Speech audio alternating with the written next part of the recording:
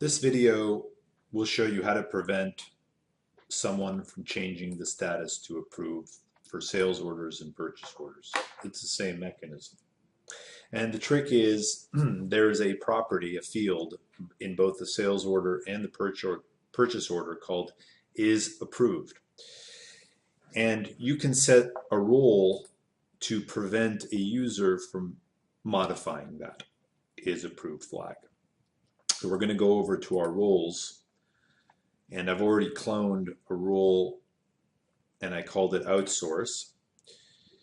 So I'm going to go over to my sales, and you can see here I have an exception to the sales order. So for this outsource, they can view, create, add, and edit, not delete, all things concerning the sales order, with the exception of 3 properties: is approved, class, and terms.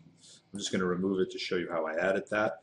So all I have to do here is go add exception, and then I have my field list. So the field that I want is approved, and I can let them view it, but I don't want to create or edit. So I'm going to go ahead and save that and save my rule. I then assign a rule to one of my users. So there, Ben Isaacs has that role, and we're going to see what he can do now on the sales order. So now I'm logged in as Ben Isaac, who has that role outsource, and you can see over here that changing to approved is not even an option now, cannot even do it.